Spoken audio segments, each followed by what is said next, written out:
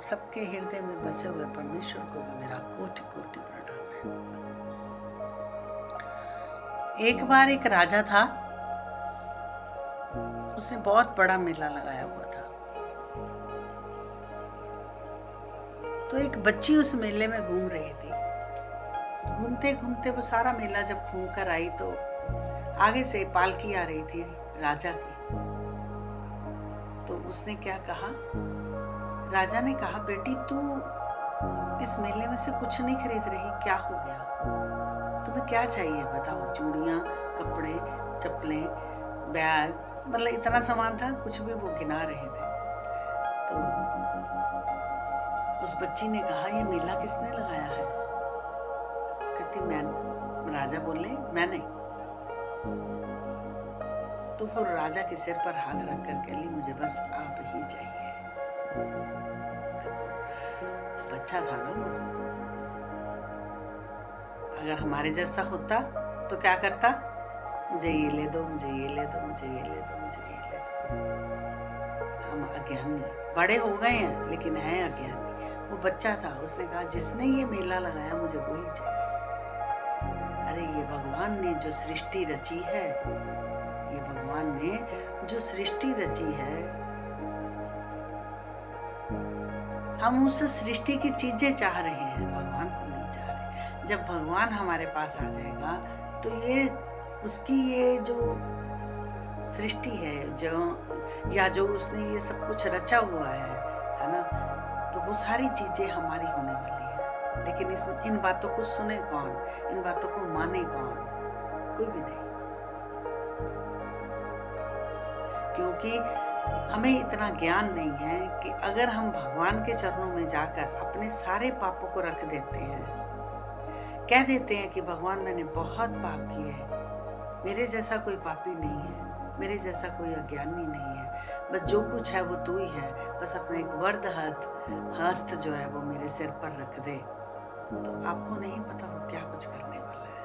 हम छोटी छोटी चीज़ों को उससे मांग लेते हैं, बस वो इतनी सी चीज़ देकर हमें विदा कर देता है।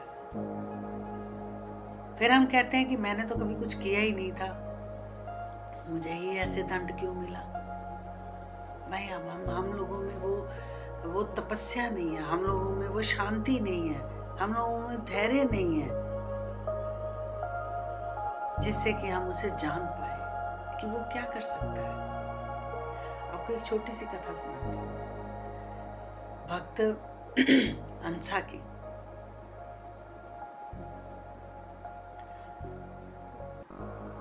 वो बहुत बड़े कसाई थे, बहुत बड़े, उन्होंने पाप किए। तो उन्होंने क्या किया कि एक दिन ऐसी चोट लगी, उन्होंने उस कार्य को छोड़ दिया और वो भक्त बन गए। हिमालय के कंदरों में चले गए, माला जाप तप करते हुए। एक दिन उनकी बहुत ऊंची अवस्था हो गई। अब वो वहां से निकल रहे थे तो किसी की लाइट, झोंपड़ी में एक लाइट आई और वहां पानी मांगने के लिए खड़े हो गए कि एक गिलास पानी पिला दो। तो जब वो पानी पीने के लिए सुंदर स्त्री उनके दरवाजा खोला और पानी पिलाने के लिए उन्हें भीतर ले आई।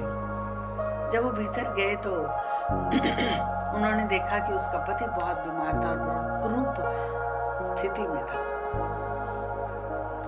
तो वो पानी पिलाकर उन्हें कहती है, रात बहुत हो गई, आप यही विश्राम कर लो।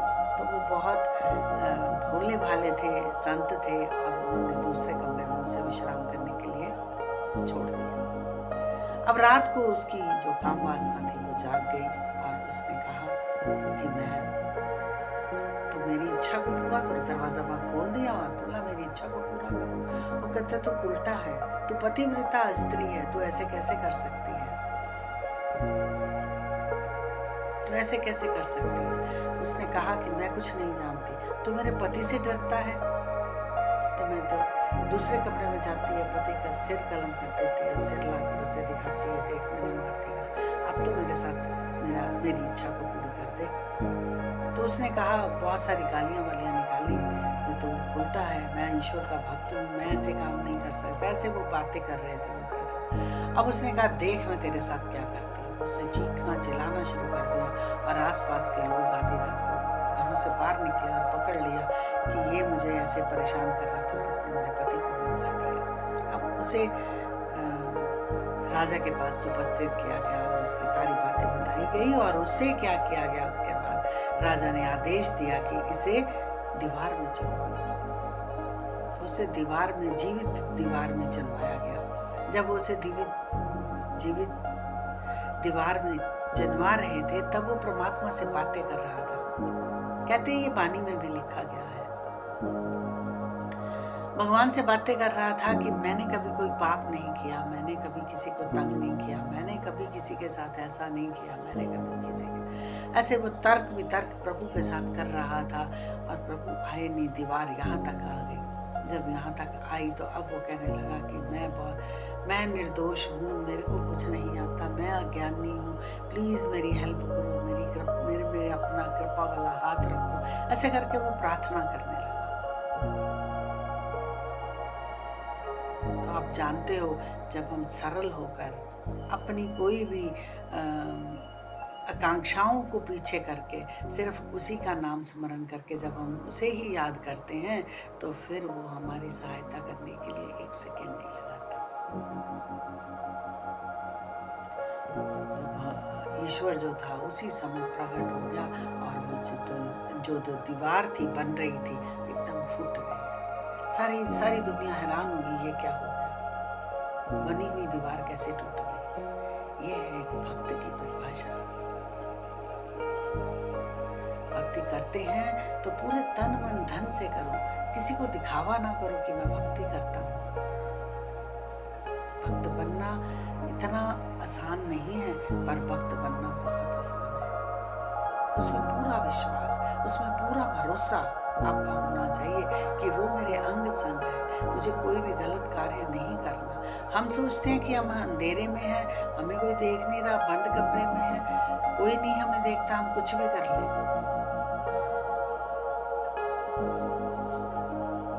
ऐसा हमें बचना है, ऐसी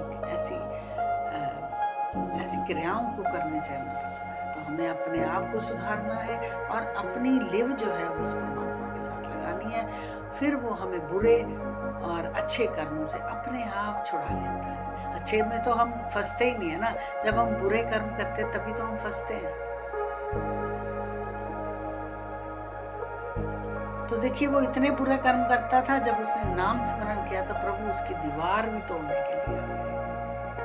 तो इसलिए अगर हमने अभी तक भी बुरे कर्म किए हैं तो उससे जाके अपनी प्रार्थनाएं रखो और उससे क्षमा मांगो कि मैंने जितने भी बुरे कर्म किए होंगे, मैं नहीं जानता मैंने कहाँ कहाँ गलतियाँ की हैं, मेरी उन गलतियों को माफ़ करो और मैं तेरे दर पर आ गया हूँ और मुझे क्षमा करो। जब हम अपनी गलतियाँ मान लेते हैं तो फिर वो हमें माफ़ कर। देखिए, हम माँ बाप होकर बच्चे हमसे गलती कर देते हैं और कहते हैं कि मुझे माफ़ कर दो, तो हम माफ़ कर देते हैं। पर माफ़ी भी जो है वो नाजायज़ नहीं होनी चाहिए, नाजायज़ माफ़ी हो। हम ऐसे ही अकड़ के कहें हाँ जी मेरे से माफ़ी मांगने के लिए कोई आए, तो वो भी गलत है। जब गलती किसी ने की नहीं तो वो माफ़ी क्यों मांगे। पर हमें दिन रात उस परमात्मा के आगे खड़े होकर अपनी गलतियों की माफियां जरूर मांगनी चाहिए। रात को सोओ तो उससे माफी मांगो और शुक्राना करो। सुबह उठो, रात में हमने कोई थॉट गलत ले लिया हो किसी के प्रति, उसके लिए क्षमा मांगो और उसके लिए फिर आप शुक्राना करो कि रात आप मुझे बहुत अच्छे से सुला दिया है और सुबह मेरा ये दिन अच्छा निकले, मैं किसी को तंग ना करूं। ऐसे शुक्राना और माफ़ी, ये दोनों चीज़ें आपका एक पहलू होना चाहिए। जब हम ये दोनों काम करते रहेंगे आपकी अवस्था अपने आप ऊपर उठती जाएगी।